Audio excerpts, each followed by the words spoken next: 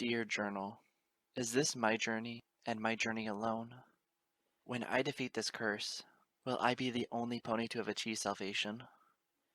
Has it only been a practical lie to have viewed this entire debacle as a lonely exercise all along? I realize now, more than ever, that the sum of my experiences, the total encompassing of my hopes and dreams, are not only defined by suffering and learning, but by the souls before me, by ponies who may not have had it within themselves to become free of our insatiable dominance. Nevertheless, these souls have lent me the keys to freedom that they otherwise could have used for themselves. Perhaps that is the biggest lesson I have learned so far. I am not half the heroine, as I am the damsel to your rescue from this crazy predicament. Up until now, I assumed that all the ponies I had to thank for guiding me along this journey were completely unreachable. However, as the fickle winds of fate have so taught me, I can reach further than ever before. I can reach so far that not even she has a chance of stopping me. And now, I'm beginning to wonder if perhaps she's not only there to stop me, she's there to help me. An eerie silence hovered over the small meeting room, with the four ponies frozen in their respective seats around the table, blinking in contemplation of the question that had just been asked. As the candlelight of the ceiling lamp flickered above, they exchanged cold glances, as if challenging each other to speak. Finally, with a defeated sigh, one of them leaned forward. "Well, 'tis a good question," Octavia said. She adjusted her bow tie and rested her smoky gray forelimbs atop the oak table. "Does music indeed hold a divine power? I have always assumed so, though I must declare such an assumption to be purely suggestive. I would not know about the experience of each and every pony in this room, but for my part, music has been a means by which I have shared the consciousness of all who would give audience to me. I find music to be a bridge for souls, as 'twere." "I agree with you, Miss Octavia," said Melodia Braids. The young Pegasus sat on the other end of the table, running a nervous hoof through the emerald locks of her mane. She bit her lip and fidgeted before speaking. I shudder to think what kind of a pony I would be if I never went to music school in the first place. It's like I've been able to take apart my spirit and put it back together delicately while sharing it with every pony. I don't think there's a finer form of expression."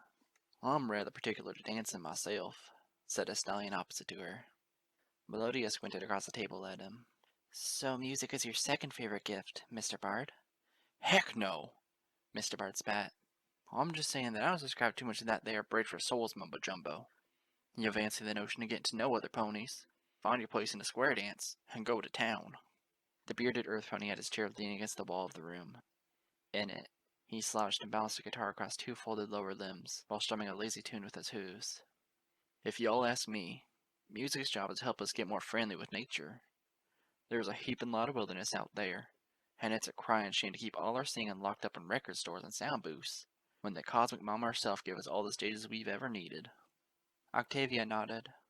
"Well, you're on to something, Jumpin' Ray Bard." "Land's sake, pretty filly!" Mr. Bard kicked himself upright and fiddled with the brim of his cowboy hat. "Just call me Mr. Bard like Missy Greenhair over there. Only former members of my band get permission to call me J.R. Bard proper." "My deepest apologies, Mr. Bard, sir," Octavia said with a slight smile. "I only meant to point out the fact that you mentioned the cosmic matriarch, albeit in your own colorful manner." "Yup." He leaned back again. "What about her?" "Well, legend has it that she created the world with a song, yes?" Octavia's eyes darted across the faces of the other three. "And then, presumably, that very same song was broken down and disseminated throughout the world, so that it became the various separate spheres that make up reality today. So, in a manner of speaking, the nature that you're so avidly fond of, Mr. Bard, 'tis but an extension of the omnipresent song of the cosmic matriarch. Would you agree, then, that under such an assumption, we are all participants of one melodious chorus?" "I'm sorry, darling, but you lost me at deepest apologies." While Octavia dragged a hoof across her face in annoyance, Melodia Braids leaned forward with a smile. "Well, I think the power of music, divine or not, can be interpreted in many ways. Miss Octavia sees it as a way of connecting to others. Jumpin' Ray, Mr. Bard, sees it as a way of connecting with nature." She blushed as her wings twitched demurely. "I, see it as a way of getting in touch with myself. I imagine Miss Scratch must see it as a way of experimenting with expression. Isn't that right, Final? The room fell utterly silent. Melodia fidgeted and glanced aside. Miss Scratch? A white unicorn with a blue mane was collapsed across her end of the table, snoring limply into her own drool. Hey, Mr. Bard grunted. Sunshine, up and at 'em. He swung a lower hoof out and kicked the chair underneath her. Gah! Final Scratch shot up, a pair of shades hanging crookedly off her magenta eyes. I took care of it. I flushed the stuff. It's all gone. She froze in place, blinking. Huh? Final stared dazedly across the room. Oh, this thing. I remember this thing. I believe Miss Braids was asking what purpose music had in your life, Octavia remarked. Divine or otherwise. Gee, I don't know. Final shrugged. Stuff? She yawned and leaned forward across the table. I don't see what the big deal is. I just slap records around until something sexy comes out of the speakers. She smirked. It's a lot like this one weekend I had in a resort after Orlando's gig. Only instead of records, there were these two tight-flanked brothers from Stalingrad, and I was slapping around there. Melodia cleared her throat, hiding her beet-red face behind a hoof. I believe we should stay on topic. I second the lady's motion, Mr. Bard grunted, casting the unicorn a wary glance. I don't see what bucking the proverbial apple tree in an overpriced hotel room has to do with what we're gabbing about. Pfft, fine. Buzzkills. Final Scratch leaned back, resting her forelimbs behind her head, and yawned towards the ceiling. Just what the hay were we talking about anyways? Well... Melodia opened her mouth, paused, and bit her lip. You know, that is a very good question. Reckon I can't possibly sit in the same room with 3 mirrors of goldfish memories, Mr. Bard drawled. We're here to talk about magic and music, ain't we? Well, sure, but something's gnawing at me. Melodia gazed across the table with nervous eyes. I can't explain why, but the topic of the power of music is very important to me. In a way, I feel as though it's always been something dear to my heart. I guess I just never thought much about it until now. Well, if I may say so, it has always been immeasurably relevant to my career, Octavia declared. Both inside the concert hall and outside, music has erected for me more than just a legacy of concert performances. Final's teeth showed through a bleary smile. She said erected. Octavia briefly frowned at her, then continued.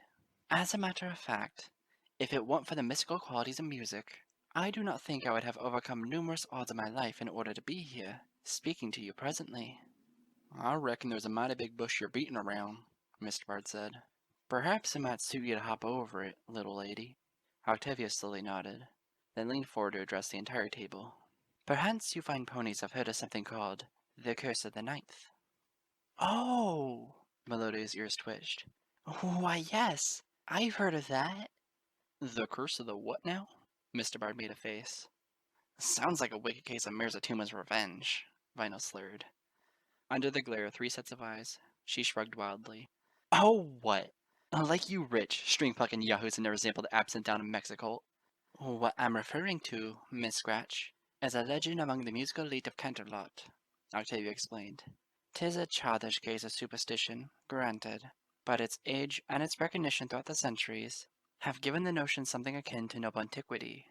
It is nothing other than the belief that a successful musician can only perform 9 epic movements during one's career, nay, one's life. To go any further, to attempt a 10th movement is to tempt fate, and perhaps even invite death, or a far more alarming fate. It's starting to sound familiar, Mr. Bard remarked as he paused in strumming his guitar. Is this anything like that so-called 27 Club? Oh, dude! Final suddenly pounded the table and pointed at him. That's like the crap that took out Jimi Hendrix and Kurt Cobain. I wouldn't know about that, Melodia said pensively. But I am familiar with the Curse of the Ninth. Historically, it consumed the likes of Dr. Hoofstone, Pony Derecki, and Greensound. They were all young, up-and-coming composers. They wrote many symphonies, but when they each finished their 9th, fate somehow tragically kept them from performing any further, either through death, retirement, or both.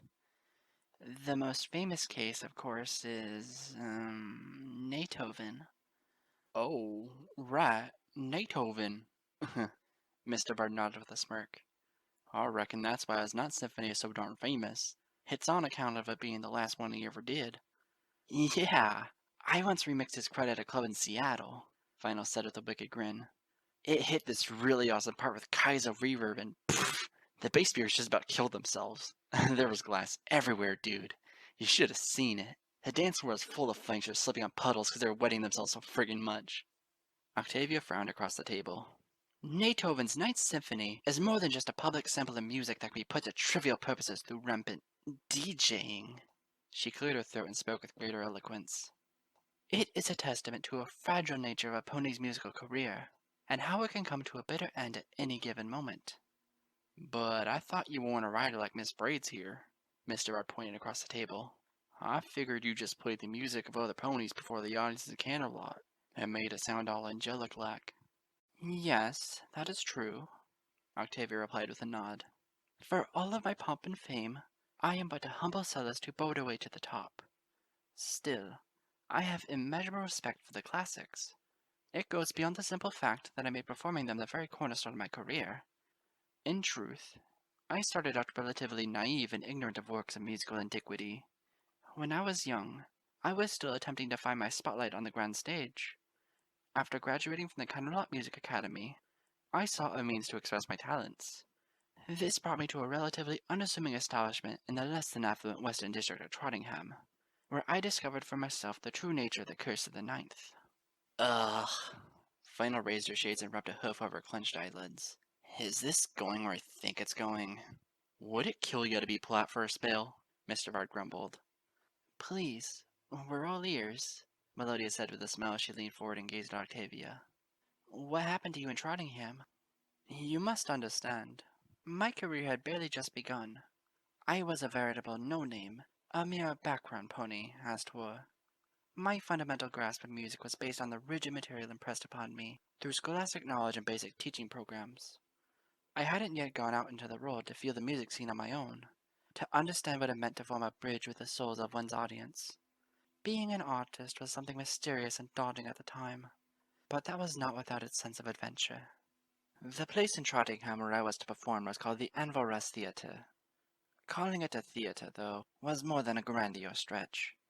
It was more akin to a halfway house for up-and-coming musicians to find their calling, and those who attended the place paid very little to get a seat.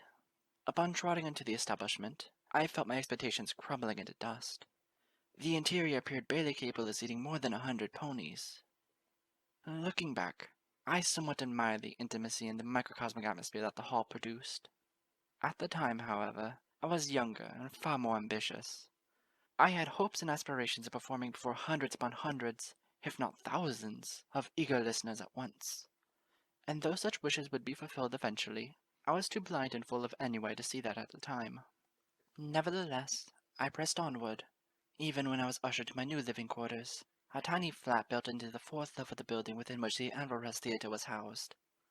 I must admit, I was part of a unique program at the time.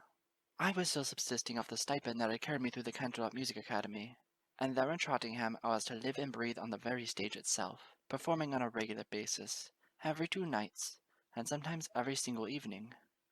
I felt blessed, but such enthusiasm only lasted into the first week. It is quite easy to be fooled by the exquisite and genteel exteriors of the Trottingham populace, and quite truthfully, they are a ruthless and scathingly critical lot beneath an eloquent facade. And this was no more evident than the alleyways and slums of the smoggy city's western district, which was to be my humble home for the next 2 years. On my first night of performing Mozart before the Anvil Rust audience, I was immediately booed off stage.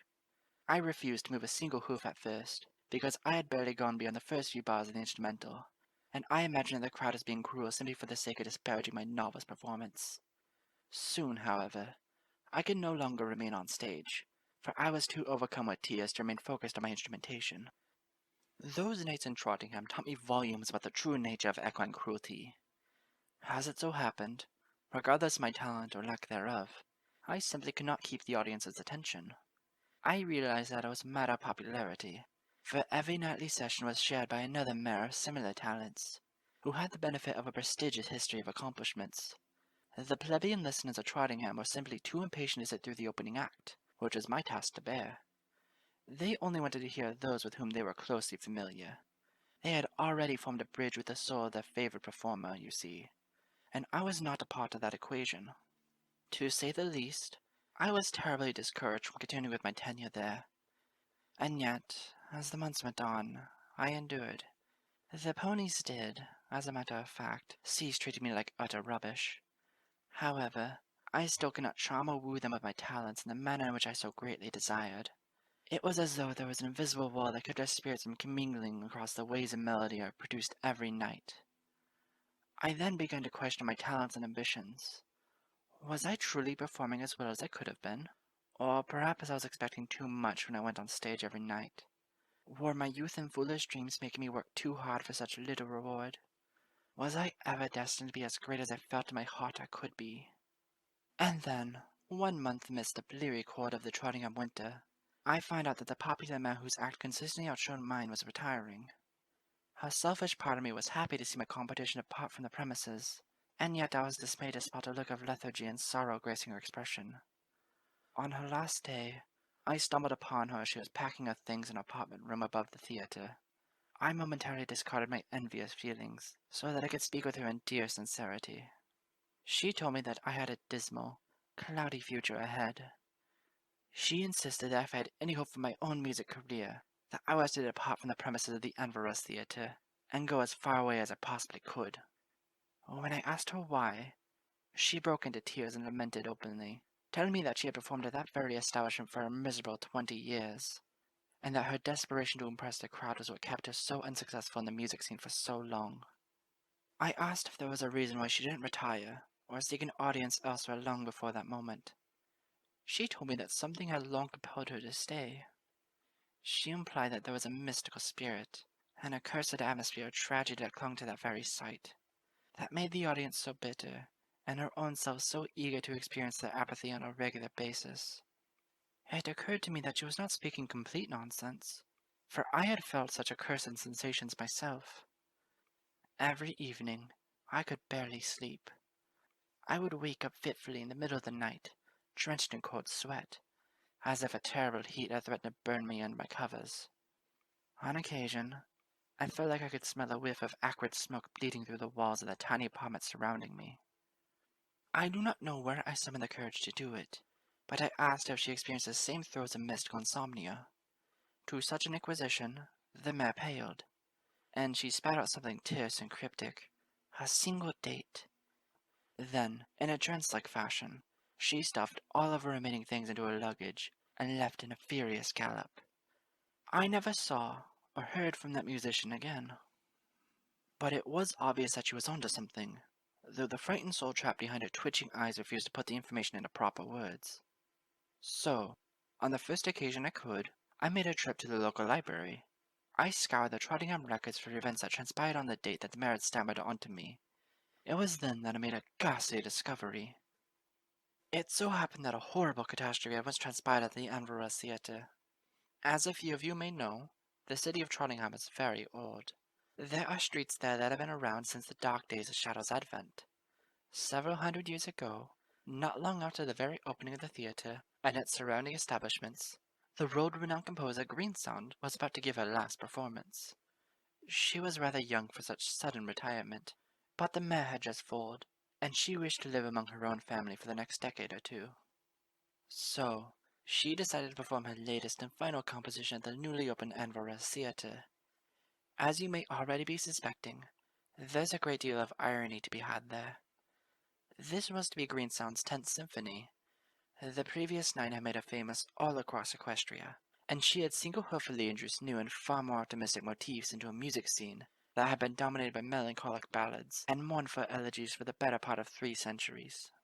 This was to be a very subtle, intimate, and unassumingly small performance. The Ramiras Theatre, after all, could only house so few ponies. Despite the sincere gesture on Greensound's part, this meant that only a small, elite group of Trottingham residents could afford to be seated for a final bow. Needless to say, there were many critics within the music scene who were understandably enraged by this turn of events. Sadly, it would seem that one or two of them took the zealous hatred to a degree of sociopathic quality. On the night that Greenstone went on stage to perform her final and 10th composition, an arsonist had set fire to the foundation of the building. A terrible inferno consumed the Ramiras theater, and over 120 ponies were caught in the terrible conflagration. Among the dead was Greensound, her horribly charred remains still clutching her violin. She left behind a widower and a lonesome pair of motherless twins. The ponies of Trondheim gave her an epic funeral, and there was even a city holiday in her honor that lasted for several centuries. In the days that I performed at the theater, speaking the name of Greensound was something of a taboo, a subject that denoted fear and tragedy and superstition. After my studies in a local library, I asked several of my fellow musicians and tenants about her legacy in the Ramiras theater. Most of my questions were met with silence, dismissal, and even anger. But the one common thread that possessed all ponies I asked about Greensound was a deep-seated fear. It filled them with a nervousness that gave their trotting hooves a shivering quality, as if the walls of the building would catch fire yet again and collapse on them at any moment. It was around that time I realized I too was suffering from a deep-seated paranoia. There was a reason for why I constantly woke up in a cold sweat in the middle of the night. I began to suspect that the ethereal scent of smoke meant more than what my base senses could tell me. Perhaps the mare who had left before me knew a great deal more than she was willing to divulge. Whatever the case, I felt that I was learning more and more with each passing evening. There was a reason for why the audience of the Ramiras theater subjected me and other musicians to such hatred and apathy. The very building upon which we stood had been drenched with a spirit of tragedy and suffering. Suddenly, my young mind contemplated a reason for the disconnect between me and the Trottingham ponies I was attempting to woo with my music. Alas, can you imagine such brazen arrogance on my part? If I was a sensible young pony, I would have blamed the disinterest of my audience on my feeble performance, or my loose grip on the fine rhythm of the classics. However, I was not willing to settle for a reality in which my lackluster career was defined exclusively by my blemished locale. I knew in my heart and mind that I was destined for great things, and as an artist who saw an imperfection standing in her way, I made it my goal to eliminate it so that my voice could be heard clearly. I spent an entire day exploring the deepest archives in the Trottingham Library. For a while, I wasn't exactly sure what I was looking for. How does one scrounge a forsaken symphony from the depths of yesteryear? A pony would have far richer luck finding a simple ash of purpose from the graves of those who came and went before us. However, desperate to cleanse the horrible spirit from my place of performance, and emboldened by a deep desire to bring justice to the legacy of Greensound, I pressed on. After much restless research and struggle, I finally discovered what I was looking for. It was a single sheet, hidden in an ancient tome coated in soot and timeless embers, as if the very spirit of my musical haunt had deposited it from a burning cloud for me to find. I was too overwhelmed with the joy of victory to be frightened. I now had in my very hooves the hitherto forgotten magnum opus of Greensound, her 10th symphony. If the future was to be exorcised of ill spirit, then I had to assault the roots of such darkness in the past. I waited for a special holiday, a night when there would be no scheduled performances in the theater. As much as I disliked doing so, I set out for House-warming Eve that very year. While ponies were singing carols and playing with snow in the streets of Trottingham, I had stealthily positioned myself within the very shadows of the Ramiras theater. I waited patiently for the ushers and managers to close the establishment. Once the theater had been completely emptied of ponies, I made my way onto the darkened stage to begin my clandestine performance. I felt incredibly nervous all of a sudden. My limbs were shaking, and I could barely hold onto the cello in my grasp. I felt as if there were hundreds of shattered limbs reaching out to me from their empty seats, attempting to drag me down into a time-forgotten inferno that had consumed so many shrieking, sobbing ponies in that very building centuries prior. I realized that whatever spirits haunted that place, they were without peace, without resolution, without a soft and melodious denouement to carry them out of the tempestuous rhythm of the waking world. I knew right then that only the finest musician could soothe the anguish of phantoms, and I knew that such a fine musician was me. So, without any further hesitation, I closed my eyes and performed Greensound's 10th Symphony from memory.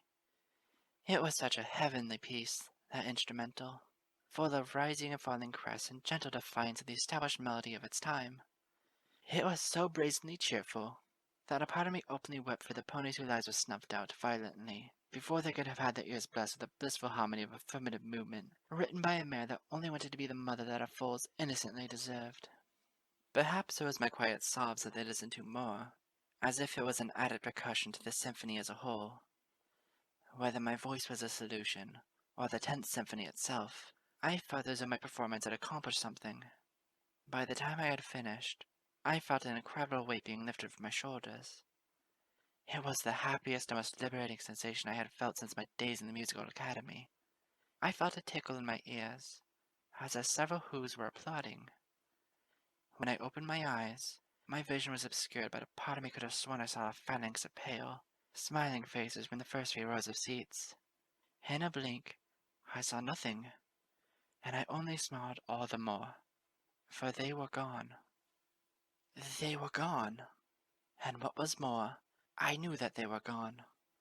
Whatever cloud of pain and hatred had infested the Ramiras theater had dissolved, and in its place was an empty sphere of promise, opportunity, and silence, the perfect vessel for a young artist such as me to express herself. I had performed the entire 10th Symphony of Greensound in that place for the first time, and there was no need for any spirit of anguish to linger there any longer. So I thanked the emptiness by bowing to it. I know it may make me sound like a mad pony, Octavia continued from where she sat at the table, to speak of ghouls and haunted spirits and other such fantastical things. But regardless of the nature of my mystical assumptions, things changed for the theater, and for myself in turn. When I performed next on the evening of the New Year, I actually received applause. I swear, it was not due to my own input. My performance was as consistent as ever with my prior cello playing. It would appear as though, indeed, the audience was simply that much more receptive to my talent. The other three ponies watched as Octavia smiled gently, her hoof trailing circles along the top of the table in a foolish manner. I was not alone in this, she said. Several other young musicians were getting standing ovations, when beforehand no pony in the audience would even bat an eye. Instantly, all of my fears and self-doubt flew out the proverbial window, for I had discovered the potency of my talents once more. Word of my musical skills spread throughout Trottingham, and soon ponies were coming from all corners of Equestria to visit the Ramiras theater, which had literally become a source of culture and reinvigorating classicism overnight. Then, one week, Fancy Pants himself attended. He spread word of my performance among the elite population of Canterlot. Fatefully, that same year, when Princess Celestia visited Trottingham for the summer sun celebration, she made a stop by the theater. I performed for Her Majesty in person, and she commended me. My title officially became a household name, and I've been maintaining such esteemed notoriety to the best of my ability ever since. Wow, Melodia Braid smiled, her wings fluttering at the end of Octavia's speech. That's simply incredible. You mean playing Greensun's final song really cured the curse in the ninth? If you wish to gain such meaning from my tale, then I would not fault you, Octavia replied. Seems like a lot of superstitious hooey to me, Mr. Bird grumbled. Mr. Bird, Melodia frowned his way. I'd like to see you disprove her. What use would it make? He produced a bearded frown. She done told us about something she experienced, and experienced alone. Don't make a lick of sense trying to disprove it. Still don't mean I have to be believing it, though. I kinda dig the part about the zombie ghosts, Final Scratch muttered. She raised her shades and blinked her bleary eyes at the rest of the group. Did anyone else like the zombie ghosts? Mr. Bard, you need not blindly accept the suspension of disbelief that makes my recollection remotely palatable, Octavia said. I would only hope that you gain from it an acknowledgement that there is more to music than sheer performance.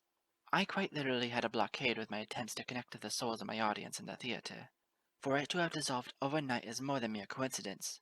Wouldn't you agree? 'Cause I like the zombie ghosts. I think that when pony folks are dealing with pony folks, then nothing is predictable, Mr. Bard said, clutching his guitar. He bounced his body repeatedly off the table with his lower hoof while murmuring. Music shouldn't just be corralled into the industry of entertainment and stage performances. I mean, shucks. I reckon I sound mighty hypocritical, what with me being a bang-up country music singer and all. But there's a reason why I haven't gone on tour in ages. I don't write music to become popular like you, Missy. I do it because I'm drawn towards it. I feel it every time I go out for a stroll in nature. I swear. It's like the land speaks to me and stuff. The world's older than recorded time, and so was music. Them siblings about wrote, if you know what I mean. The zombie ghosts are cool. Shh. G.R. Bird frowned at Final before strumming his guitar once more. Wait your own turn, you pointy-headed snow pony. Doggone it, where was I? Oh, yes. He played a few notes on his instrument, as though he were dishing out a folk tune. Instead, he orated. I guess y'all could say that I settled for early retirement. I was fine with making records and writing music with the best of them. But when Man Pony fans started clamoring over me like they was in a stampede, that's when I backed off. No sense in having all that mess in my beard, if you feel me. So I said so long to my agents, packed up my guitar, and set off for goddess knows where. Come to think of it, it would have helped at the time to know whereabouts I was headed. But it so happens that I saw a fancy-smancy poster at a local train department. It spoke of this place the local folks were heading out to colonize. They were going to call the community Appaloosa. I plumb thought it was the dumbest thing I ever heard. But it was out in the desert, and there was few ponies making the trip. So, on a whim, I said sign me up, and away I went. Little did I know that when we finally got all our wagons to that place, it was barely nothing more than a regular hole in the ground. We was sandwiched between the high walls of the mighty steep canyon. What was more, there was a whole load of mean-spirited buffalo roaming around them parts. I didn't quite take a liking to the spirit of adventure that invigorated so many of my fellow, Appaloosans. But I simply shrugged it off and decided to play along. After all, we had a lot of crazy work ahead of us. And if there's anything that makes me think and get in touch with myself, it's good, hard work. The first thing we did was lay down tracks to form the railroad coming down from the north. Boy, was that some mighty sweating and heaving. Still, we got the job done because we had to. The sun was hot when it wanted to be, and the wind was soothing when it felt like it. We didn't really have any control over the way things were in the desert. We just made the best of it, like good, hard-working earth ponies have been doing since the beginning of time. Needless to say, I was feeling it.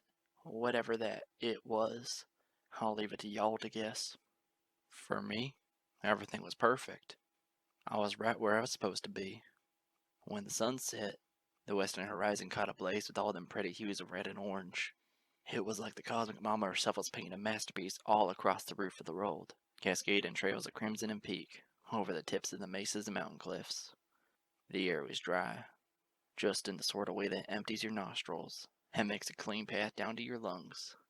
You could scream a mighty ballad into them hills, and I did just that on a few occasions. I swear, I could have heard them mountains echoing back to me. We were like lovers calling to each other across a stone ocean of nothing. I felt like I was getting in touch with a part of myself that I had long left buried in all them months of self-glorifying music tours and record signing. I had become a new stallion in the town of Appaloosa, even in spite of the goddess-awful name. But the other ponies? The ones colonizing that valley all around me? Heck, I wish I could say that they was feeling half as tranquil like as yours truly. Every day that we spent laying tracks and planting apple seeds into them fields, my neighbors were always trotting around with a horrible stoop to the shoulders. They seemed awfully skittish, and even when I asked what was eating at them, they had very little to say, only that they were hankering to get the job done for the day so that they could gallop back home and shut themselves off from the desert. Could you imagine that? What a crying shame. Why do you move your little keister on over to the middle of the desert unless you want to be one with the land? Bah! I said they were morons. They just looked at me funny and asked, "Do you hear that?" And I'd say, "Hear what? The wind? The gentle hush of the desert?" Then they'd inch away from me as if I had the ponypox or something.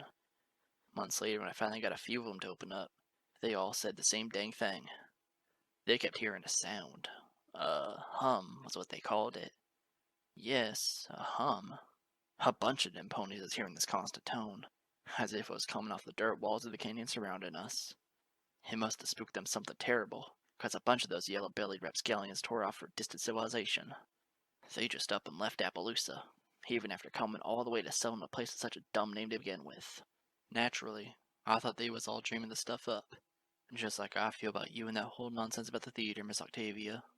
Ponies are creatures of mind over matter, and more often than not, we simply imagine the strange hooey that performs magic tricks before our eyes.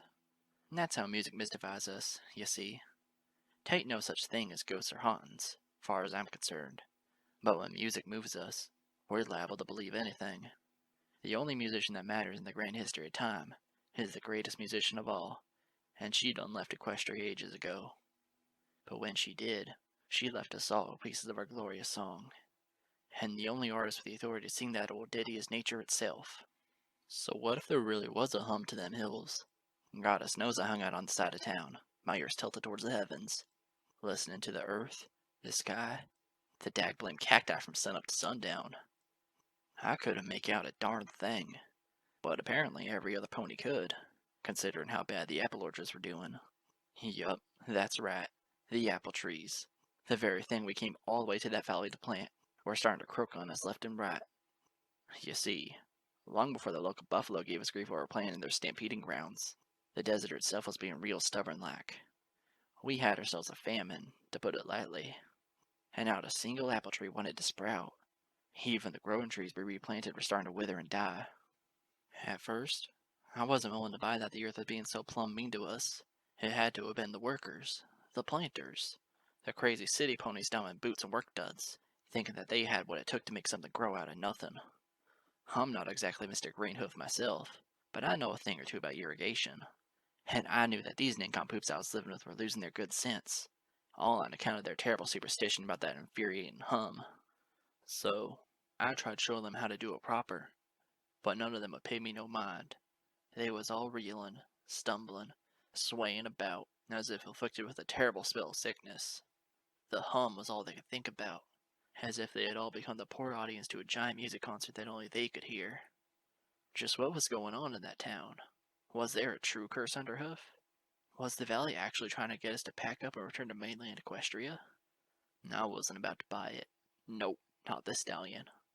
I came out to that place to rediscover myself, and I would be a dagblamed fool if I got all shivered in my horseshoes, like them nervous pony folk I had become neighbors with. I had the wilderness staring me down on all sides, and I was ready to have myself a heart-to-heart conversation with it. What y'all gotta understand is that I hadn't played a lick of music since I got there. I spent the whole time mostly silent, for I was trying to look deep inside myself and figure out the stallion first and the musician second. But on account of this stupid hum and all, I figured that my best weapon was my guitar. So I hoisted the thing over my shoulder, filled my saddlebag with oats and canteens of water, and made my way west and didn't stop for nothing until the sun had set. Then, in the middle of the night, I climbed up a steep mesa all on my lonesome. I don't tell you all this to convince you that I was some macho thoroughbred or nothing. I was simply tired of dancing around the issue of what cursed that valley, and the only way to confront nature was to get my limbs dirtied up to the elbows. So, I reached the summit. The sun rose, and the heat that came with it was unbearable. The only thing I could do was sit and squint across the landscape. Oh, and play some of my music, of course. Thing is, I had to bring a single music sheet with me, and I wasn't prepared to revisit my career after taking a leave of absence from the industry so soon. So, I simply strummed whatever came to my head, figuring that if there was anyone or anything that could hear me, I'd have an audience pretty darn soon, or else I'd never have one at all. I gotta tell ya, it felt plumb silly to be sitting there all alone on the roof of the desert, strumming a guitar tuned to the low winds of a desolate world. Everything's subjective, right, Miss Octavia? Shucks. Perhaps all them Appaloosa folks were the only ones with a lick of sense after all. That'd make me the one sap who lost all those marbles. I mean, after all, the colony was suffering illness and famine, and instead of tending to the dying apple orchards like a true hero, there I was playing solo guitar atop a giant table of rock in the middle of nowhere. And I was there for an awful long time, too. Remember that hot sunrise I talked about? Well, the sun fell like it always did, and it rose several hours later like it always did, too. What wasn't so natural was the fact that I had stayed awake for the whole dang thing. I don't know if y'all can call it insomnia, or any other sort of affliction, but I was determined to stay there, wide awake and stubborn as a mule, until I could find out just what that sound was that was spooking all my fellow ponies something awful. It was hardly a vacation, that's for sure. My water had run out, my oats were starting to spoil, and I was smelling terrible from sweating like an unwashed pig. I was beginning to go mad, in a way, or else I'd been mad from the very get-go. Well, what else could have possibly made me climb up to that there stage of stone? Eventually, my senses came to me, and I started to fear for my miserable life. I was just about to climb my trembling way down the summit when I heard it. I finally heard it. Was it a hum? No, I reckon that wouldn't have been a proper name for it. Or was it some spirit talking to me from the foundations of the earth? Heck, I ain't no philosopher. I was just a mad pony with a guitar, challenging nature to do its worst. And boy, did nature deliver. I started getting these fancy tunes in my head. It was some real purty inspiration. The type of undammed rapids of infernal thoughts that I hadn't been struck with since the early days when I first strutted my awkward way on stage. I just couldn't believe the crazy amount of stuff filling my noggin. I felt like I was an entire band full of ponies fresh out of secondary school. You know, when everything is just fresh and creative and right. I started thinking up songs that would never have come to me, hadn't I made that trip to that rock to begin with. And it started to make a little bit of sense to me, even the senseless parts. I mean, I wasn't actually writing anything, even if my mind was filling with these brand new melodies. In truth, it was nature teaching the stuff to me. You heard me right. The land was speaking to me. Whatever it was, it had frightened the other Appaloosans. But me, I understood the tongue. I felt the rhythm, and I could tap my hoof to the beat. I wonder sometimes if the earth is always trying to tell us things in the same way in which I was hearing it then. The creator of Equestria left when she needed to, but she didn't take all things with her after all. We have the princesses, we have the land, and we have our ears.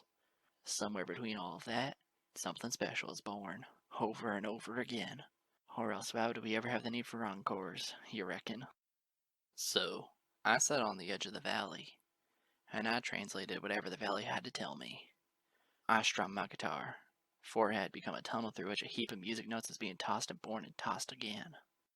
And when everything was finished, and when the earth had wrung out all its secrets it had stored so lonesomely for so long, I took the music with me. I carried it in my head down the mesa, across the field, until it collapsed on the edge of town a total 3 days after I had first set out. 3 days. I had been sitting on that lone peak for 3 sunrises and 3 sunsets, being drained of all moisture, and roasted to a living raisin in the Appaloosan heat. The ponies who dragged me into the local hospital and fixed me up thought I had plumb died. But soon, my eyes opened, and the first thing I reached for was my guitar, not a glass of water. I sat up in my bed as tons of mares and stallions stood gawking around me. We had ourselves a little concert right there in the hospital. The first performance of the sort I'd given since I up and packed for that stipply named place to begin with. And you know what? It accomplished something. The Appaloosans began smiling. They began dancing. Somehow, all of their fears and anxieties went the way of the tumbleweed. And the next day, they took on the task of tending to the orchards with extra care. Was there ever really a famine? By the beginning of the next month, no pony had an inch of proof. Them apple trees blossomed like none had before, and we had enough fruit for a mighty harvest. The first harvest of Appaloosa. It was a pretty spectacle to be sure. All things being subjective and all, I guess you had to have been there. But trust me when I say that the entire town changed. And all 'cause one pony decided to listen a little closer, where so many other souls were too dang afraid to challenge the very nature of sound. Not to toot my own horn or nothing, Mr. Bard added as he finished, drumming and glanced calmly at the other 3.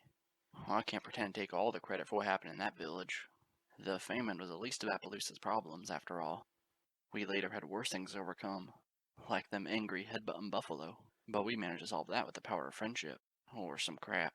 Whatever. The point is, he leaned forward, resting his guitar against the wall as he gestured his hooves above the table between the 4 ponies.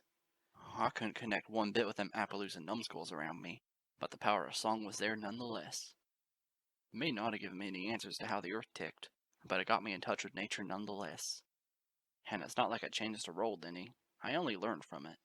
In the end, I was able to get a bunch of ponies to calm down and relax. That's the whole point of music to begin with, don't you think? It's not really about mysticism and magic and all that nonsense.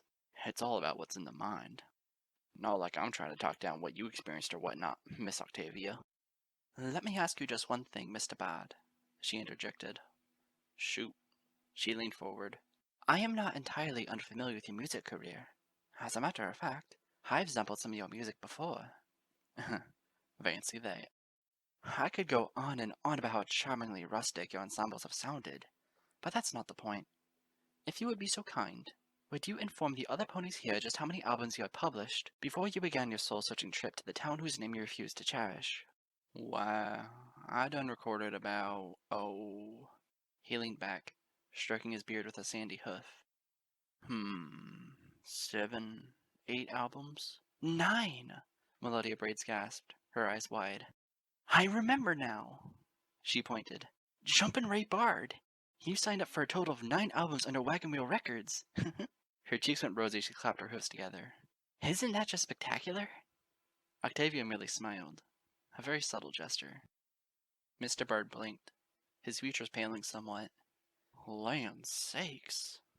He pulled his hat off and fanned a balding mane. That's pretty darn creepy, if you look at it from that angle. I can't say you have yourself a convert, Miss Octavia, but that's something worth thinking about. And that's all I ask for in this discussion, Octavia said. A second thought. I reckon so. Mr. Bard planted his hat back on and looked around. Any pony else can relate to that. Oh!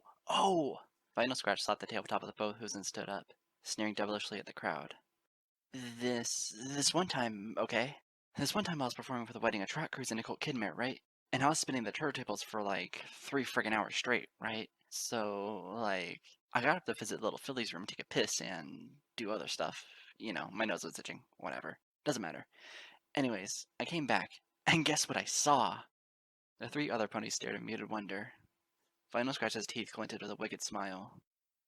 There was puke all over my equipment. They blinked lethargically at her. And she sweat openly, gazing down at the 3. Like, that was mad crazy, right? 'Cause it was the wedding of Track Cruise and Nicole Kidmare, right? They didn't serve any food for a pony dump truck, and I kinda tried not to look fat. I mean, they're a saltologist, and they had to, I don't know, keep their public image clean and stuff, or else nobody's the right mind would hoof them bits for the honeymoon. Never mind the fact I played nothing but friggin' remix of their Saturday Night Live all dang evening. Octavia stared intently at the tabletop. Mr. Bard was glaring. Melodia Braids fidgeted in her seat and spoke up. Well, I think... So where did all the puke come from? Vinyl Scratch hissed. Melodia winced, gulped, and boldly kept talking. I think I have a similar story of my own to tell. Well, it's not exactly a similar story, but it does relate to all of this. Do tell us, dear, Octavia said. Vinyl grunted and slumped down in a chair, folding her arms. Pfft, bunch of stuck-up Control Holmes fans, I swear to goddess. Simmer down, Sally, Mr. Bard grumbled, then smirked Melodia's way. Care to continue, darling? Okay. The Pegasus played with her long green mane as she rustled for the strength to continue. So, as you ponies may or may not know, I'm something of a, famous composer. Well, more like a lyricist, I guess.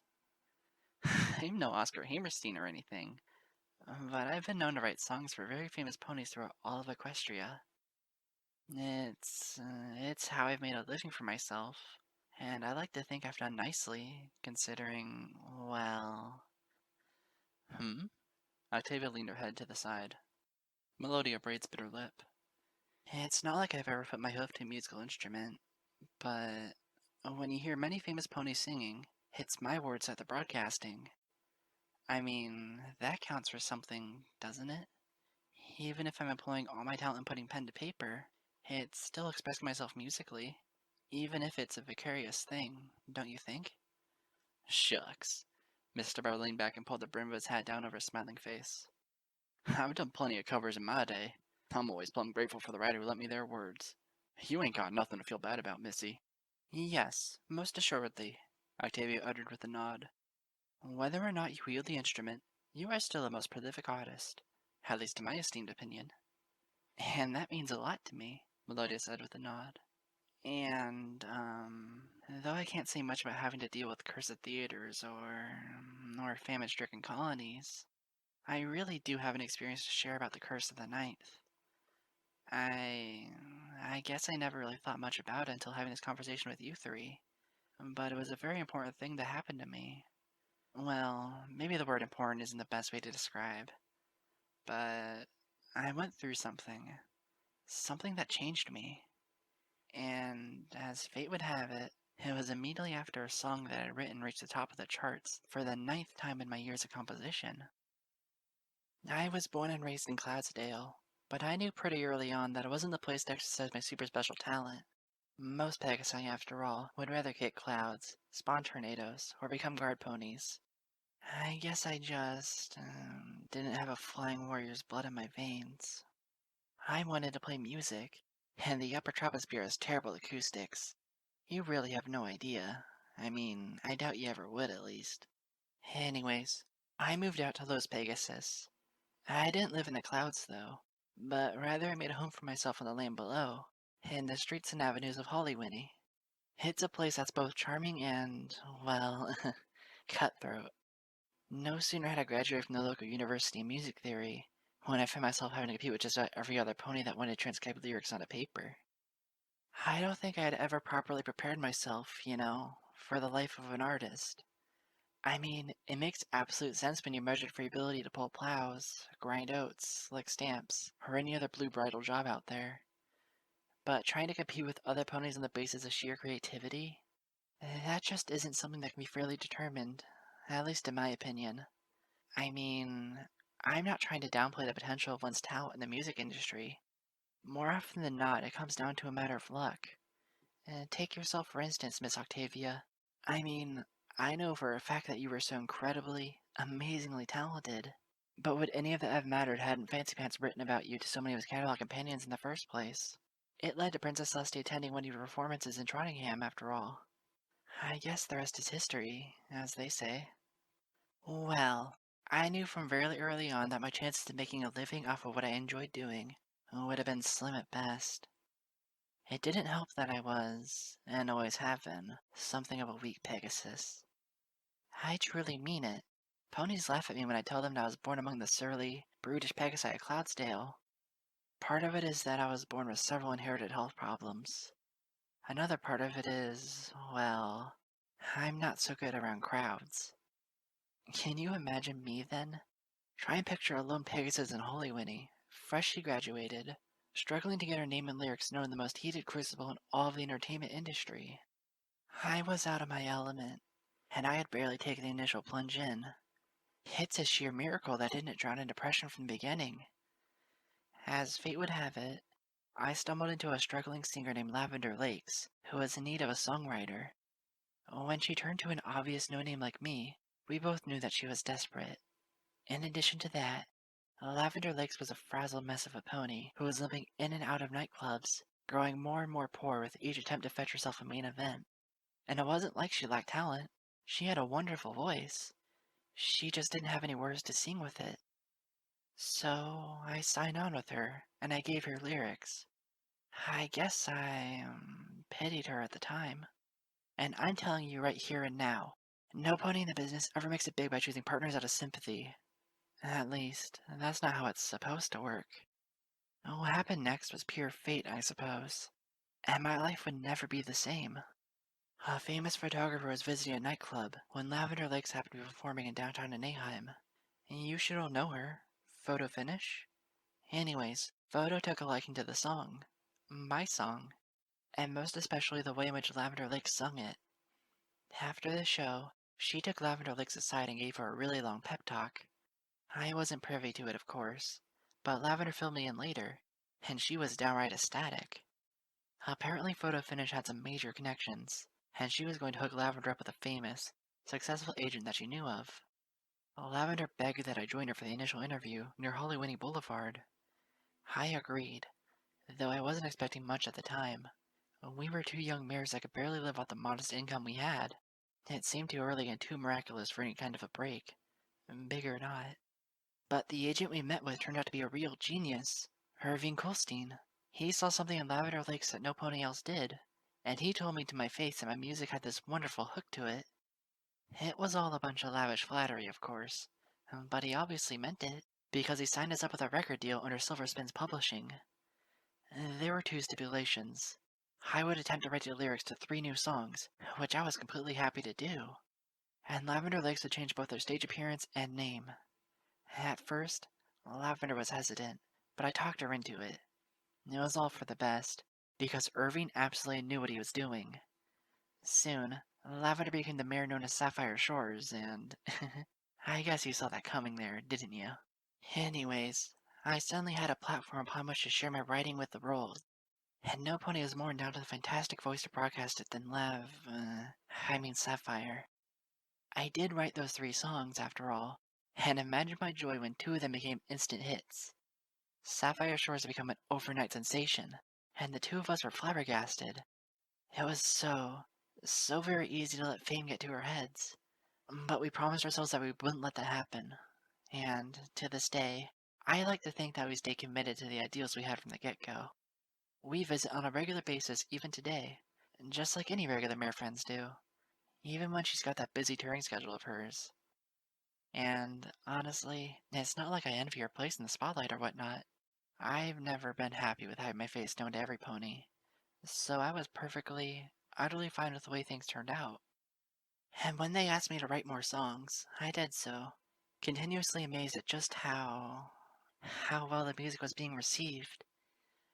I mean, I'm not trying to downplay my own wordsmithery or anything, but as you all well know, the popularity of Sapphire Shores has been an utter phenomenon. I still can't believe how lucky I am to have started out at the beginning of my career with 2 hits, and then to add another under my saddle, and then another, and then another. And it's not like I wrote entirely for Sapphire Shores. I made several songs for other artists in Silverspin's publishing. But my biggest hits, the ones that have mattered and always will, were made exclusively for her. The years rolled by. I grew more and more confident in my abilities. I started working on longer, more complex, and more artistic compositions that I still hope to someday throw upon a gracious orchestra. When Sapphire Shores won her awards at events all across Equestria, I made sure to attend each and every one of them, all except for one. And it was because that year I had fallen terribly, terribly ill. It fell right on the tail of the latest hit Sapphire had sung, her ninth, ironically. A quaint little ballad I'd written called Remember You Softly. It was an appropriate title in some grim fashion, because I could feel my sickness coming on, and I knew that it wasn't just any other ailment of mine that was going to blow over. You recall how I said that I suffered from a lot of hereditary problems? Well, it felt as though they had finally caught up with me. My lungs got infected, and I was in the hospital for the better part of a year. Not many ponies in the entertainment industry know just how sick I had gotten. All they know is that Sapphire Shores' tour to the Griffin Lanes was cancelled that year. That's because she decided to come visit her dying friend. And make no mistake, I was dying. I could barely move. Most of my body had become paralyzed.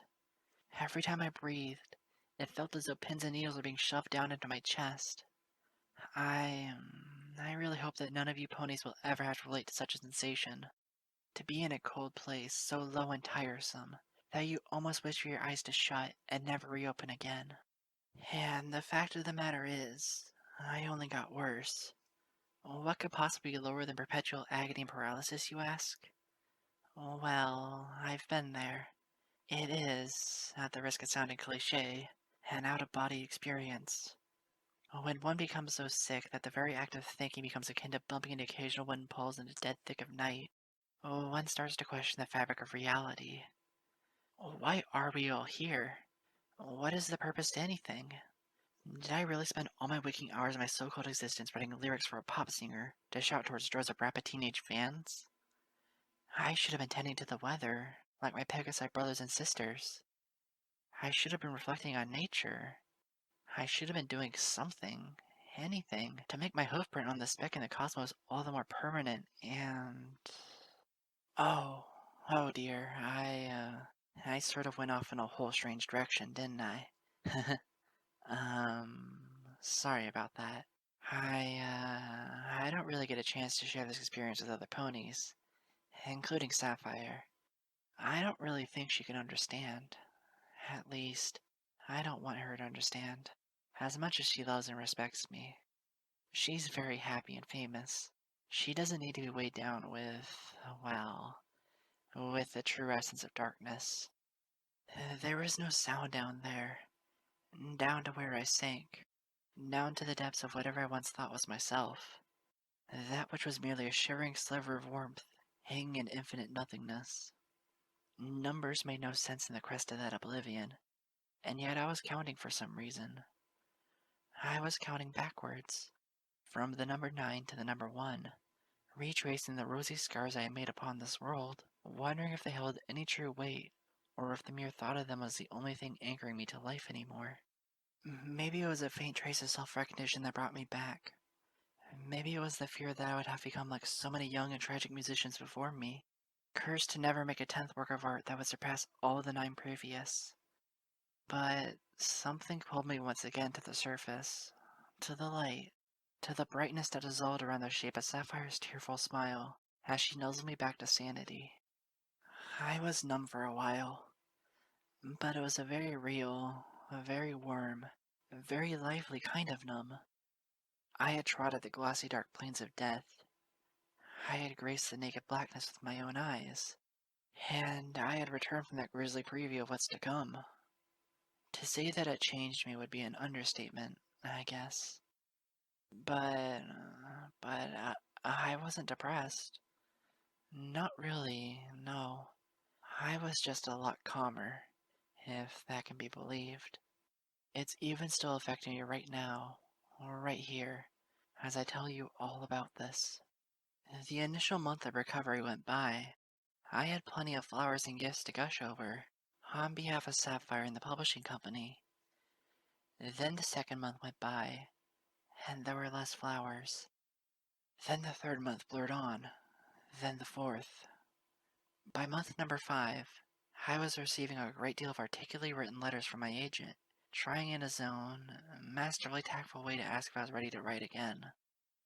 As it so happened, the tour was growing stagnant. Sapphire Shores was running out of material, and no other lyricist in the company had a tune that could compare to my pre-existing repertoire. So they were all turning to me, desperate and pleading, but all the while afraid of triggering me into a relapse or something. I don't know, really. But poor Sapphire. She never mentioned a single word about the tour in all her visits. She respected me so much. However, I could see it in her face. She was worried, frightened even. And I felt horrible, because since my ordeal in the hospital, I hadn't tried to write a single word. Every time I searched my mind for lyrics, I saw the same darkness that nearly consumed me in its frigid black jaws. I couldn't simply sit there and hoof something to paper. I had to get out. I had to feel warm. So I went out for walks. I trotted around Hollywinnie Boulevard. I shopped a lot. Yes, I know that's not exactly inspiring, but it helps a mirror think, you know? And something started happening to me. I knew it was happening because I wasn't asking it to. That probably doesn't make any sense, but there's no better way to describe it. I I saw words. Words were coming at me, bleeding from the sidewalks, falling from the theater marquee signs, screaming at me from passing stagecoaches. I'd splash my hoof in a puddle, and it would produce a melody. I'd brush my elbow into the sand of a beach, and I suddenly had the bridge to a song. It's beyond sane description to try and relate just how deliciously rich and crazily random all of these epiphanies were. So, I wrote down everything in the order in which they jumped out at me. To do this, I had to carry notepads wherever I went.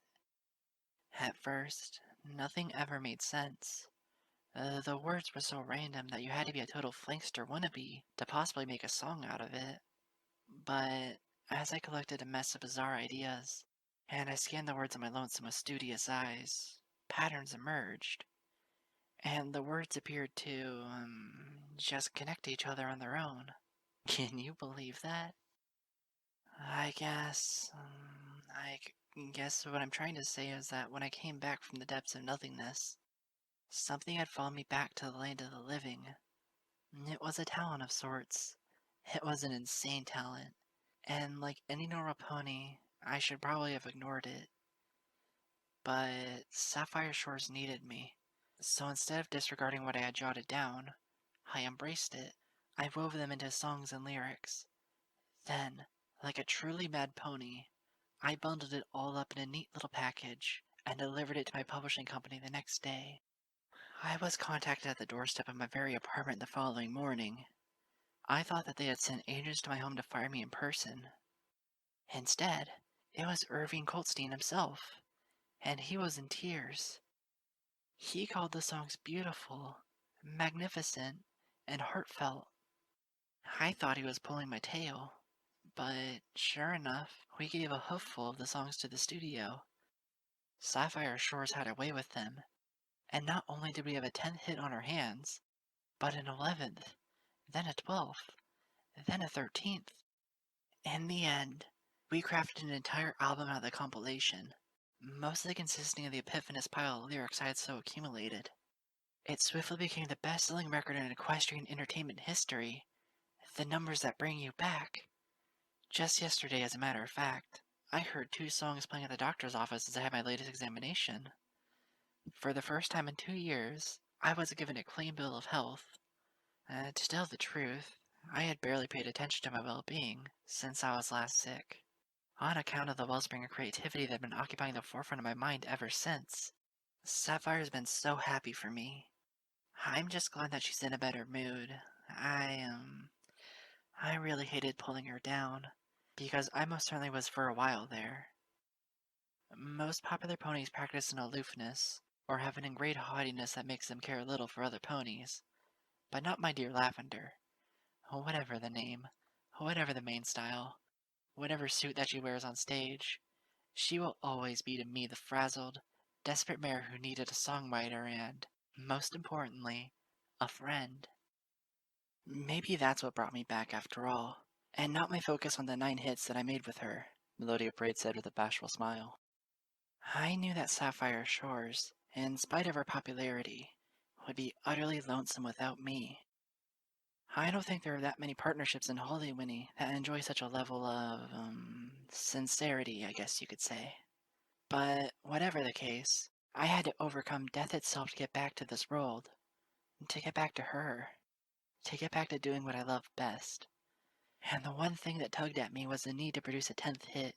And once I did just that, nothing, yes, absolutely nothing could stop me. She giggled and hugged herself at the edge of the table. I never thought I could possess such a great, boundless confidence, and yet here I am. So then, I guess you could say that the concept of the 9th movement transformed you, Octavia said with a smile. Still, my dear, that was completely an accomplishment on behalf of your sheer strength and mental will alone. Takes an awful lot of guts to saunter back to the land of guts, Mr. Bard said with a chuckle. You see, this is why you're an award-winning lyricist, and I'm just a guitar plucker. Melodia blushed deeply. I'm just happy to be here still, to do what I enjoy doing, until I have, well, until we all have to end up going where we need to go. She gulped and glanced at the other 3. Why else are we here, other than to enjoy the time that we have? Ugh, gag me. Final Scratch banged her head against the table and threw a bored gaze across the room.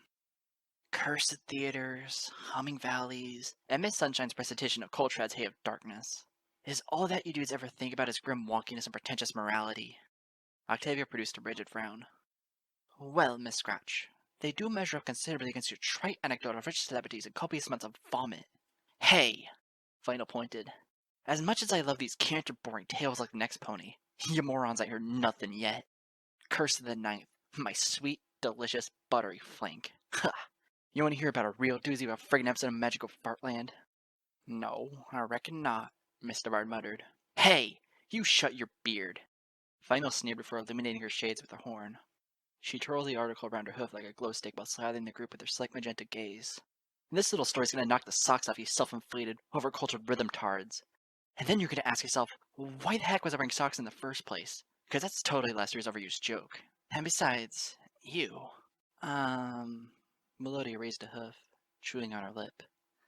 I kind of like wearing socks. So, Final Scratch stood up, wildly waving her shades and hoof while barking. There I was, setting up all my equipment for a long night of record scratching in the hollowed halls of the downtown Mariama discotheque. When suddenly my big fat roadie walls up to me and is all like, "Yo, DJ Pone 3, I blew it, man. I totally don't have that soundstone for you." And I was like, what? Lame sauce, man. Why don't you totally have that soundstone for me? I'm like gonna be on in 12 friggin' minutes, and I'm this close to using your eye socket for a pencil sharpener. And he was all, well, we got this backup soundstone from the last DJ who was here. It looks kinda beat up, and the enchantment's kinda worn out, but I bet you could breathe life back into it with your filthy sick bass drops. And so I said, well, if you really think there's still some crap to use out of this stupid thing, then hoof it over to me and let's see. And so he did hoof it over, and the thing looked really cruddy. I mean, it looked like it got spat out by diamond dogs, and I don't mean the front end. So I banged the thing a few times against a nearby table, and it kinda made a sound. But then again, it could've just been the table. I mean, it was there, and yet it wasn't. You know what I mean, Octavia? Shut up. Anywho, the dance hall was filling up with these college colts and fillies at this point. That many sleepy-eyed gazes and that little music is a recipe for a total snoozeville, if you catch my drift. So, like, there was no time to friggin' wait. There's no time to friggin' wait, I said. Or at least I think it did. I don't know. My head was in the clouds at the time, man. I jammed that little bugger into the mana housing at the turntable and flung the lever, but nothing happened. So I flicked the nozzle over and over again like I was shaking the hoof of a catatonic filly of the night. My roadie was all up in stitches, the blubbery wuss. What are you doing? He shrieked so hard. I swear he's gonna bleed out through all his joy holes. That crowd could still be hot. Don't overload the thingamabob with the whatchamacallit. And how do you respond to that? I told the jerk, you're a jerk, and I, like, totally know what I'm doing. I was spinning tables while you're still making love to Ram Stallion night-winning mashups. He must have been screaming at me. I couldn't tell, because he was suddenly flying into the ceiling. Perhaps he was a Pegasus. Or maybe my eyes were just rolling back in my shades. It's hard to recall. Dang Miami humidity, am I right? No? Go suck on a mailbox flag. Where was I? Oh, right. Just hold on, fillies and gentle colts. I knew it wasn't my pre-recorded voice, because that fat roadie forgot to turn on the speakers. And besides, the voice was giggling because the weekend at Hunt tried as Tomphanies. We're about to raise the roof on this mother hoof and shack of glass, and Celestia's thinks I could totally scarf down a bucket full of sunflowers right about now. Never mind the goddess forsaken seeds. What in the name of Caribou algebra is wrong with this pathetic little crystal? Did Perditsky Zenza get tired of you after wasting a waste spring break in Blue Valley? Talk to me, you flaming piece of overpriced dragon phlegm. So I looked at the thing, and my reflection looked back. Only there was a pathetic number 9 in the way. And I remember saying, oh hey, look at that. Oh, whoops, I guess I'm supposed to be speaking there. Oh hey, look at that, I shouted. It's number 9. But when I turn it upside down, it becomes the number of inches my horn stretches on a cold afternoon. But then when I spin it once more, holy crap, it's a 9 again. Hey, every pony, come check this crap out. Also, is there a mid-tier sorceress in the house? I need to be lit up. I'm talking about the soundstone here. Suddenly, every pony at the dance hall was laughing. I couldn't figure out why until they reached the last couple of seconds, and realized I had just done what any self-respecting, experimental artist would do with a half-energized, seemingly redundant chunk of celestial material in her hooves. I had shoved it up my nose. And that's when things got kind of funky. I don't know what you non-magical ponies know about lead lines, but they kind of like to make love with one another when they come in close proximity, weak or not. So, like, whatever invisible warming lines of mystical fluff may have been sleeping inside of that nugget, they came to life, and they suddenly had an electrifying new home inside my left nostril. A few milliseconds later, the synapses in my brain went, hey, some pony's getting frisky. And they totally copped a feel of that flank, and my consciousness was taken along for the ride. And woo, man. You ever jumped off the edge of the Canterlot Blossom into the legs of the crystal forest below? Well, after going through what I did, I doubt you'll ever need to. What a goddess-dang rush! I saw things that weren't supposed to be seen, mysterious things that were, like, giant overcoats full of stars, as they trotted up to self-respecting galaxies pushing their babies and strollers around the park before totally flashing them. And then comets came wearing police helmets and blowing whistles that spat out gamma-ray bursts and stripped mysterious things to their bare, cosmic bones of autophilic effluence. Nah, I'm just kidding. I like laying in this hallucinogenic plane of cool, glowy blue lines and surrounded by thunder and lightning and crap. And then this pony strolled forward all decked in black latex or what crap, and he totally looked like Bruce Boxlight-Nay. Whoa, I gasped. You totally look like Bruce Boxlight-Nay. 99 nights of Nay a hoof to hold.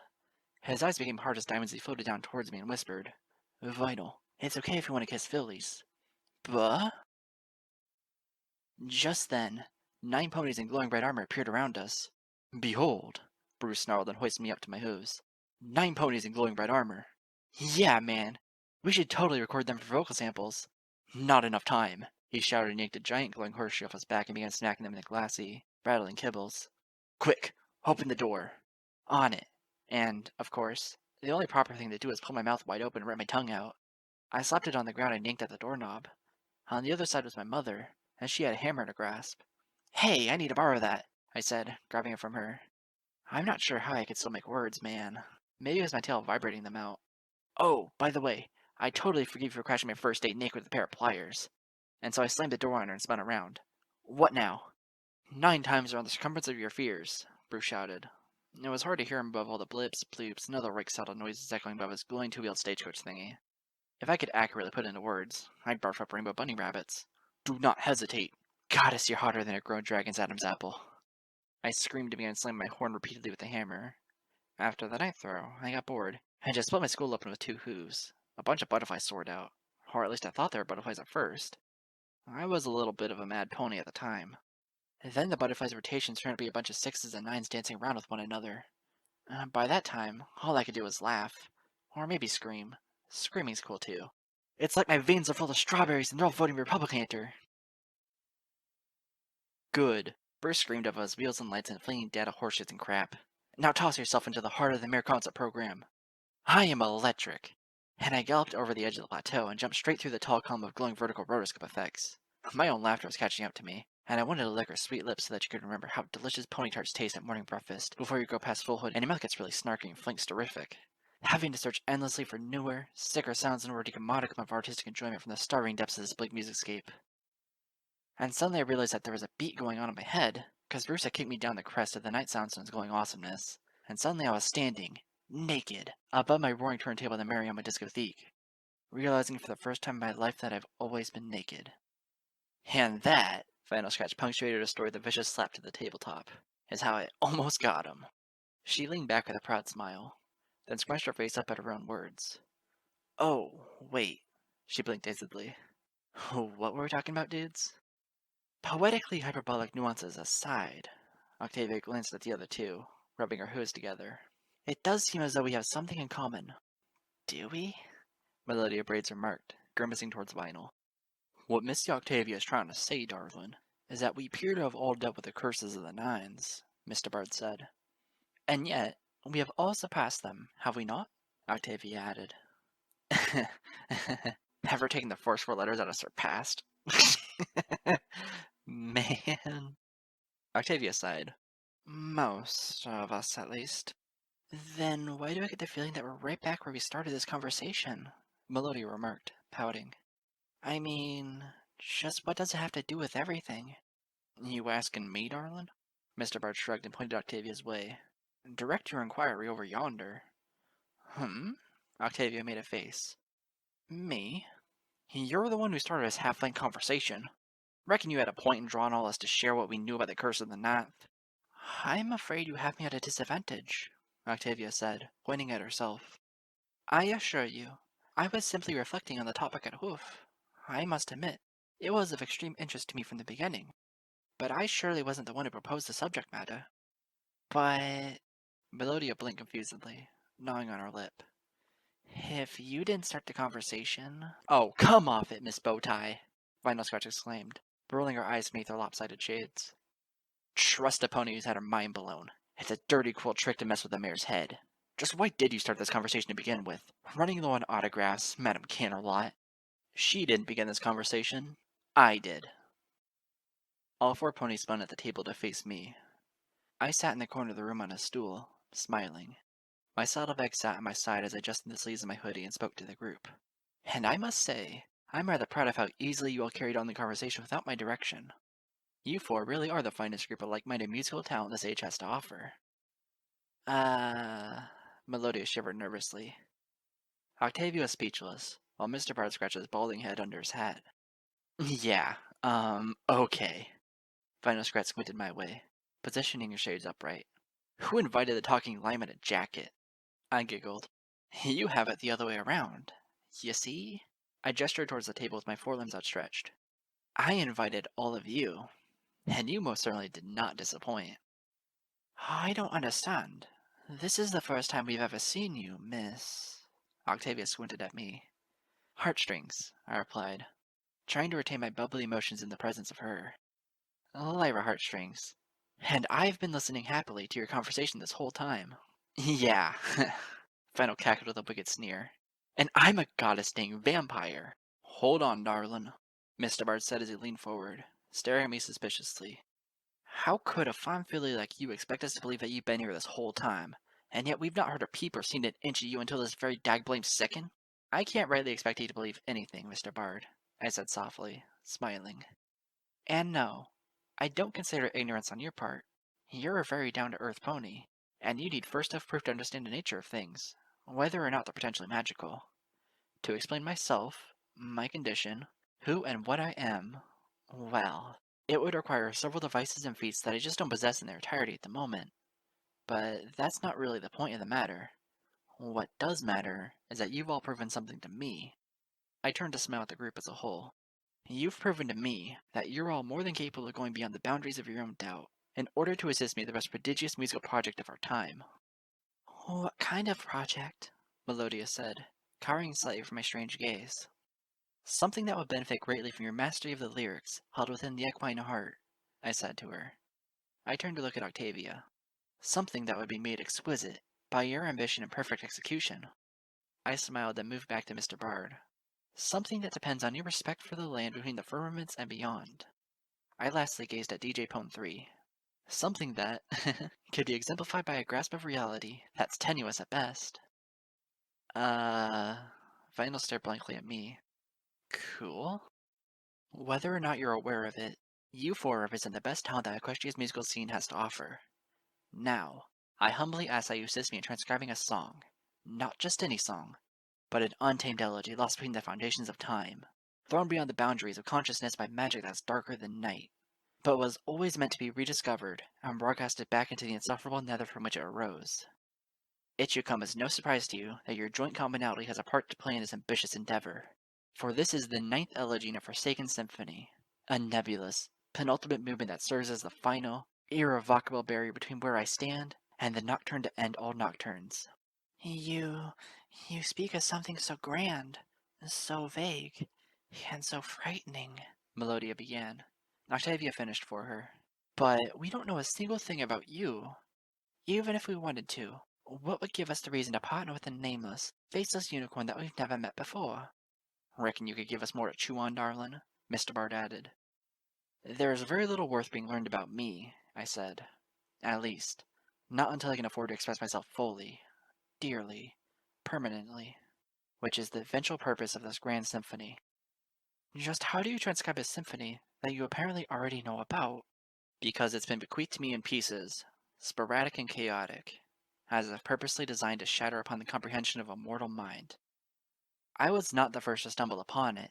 There was a pony who discovered it before me, and in his lonely attempts to decipher it, he encountered a roadblock that ripped his sanity asunder, so that he fell into obscurity, reduced to a mad pony who was the only soul blessed, or cursed, to forever know a history that's pertinent to his tortured memories and his alone.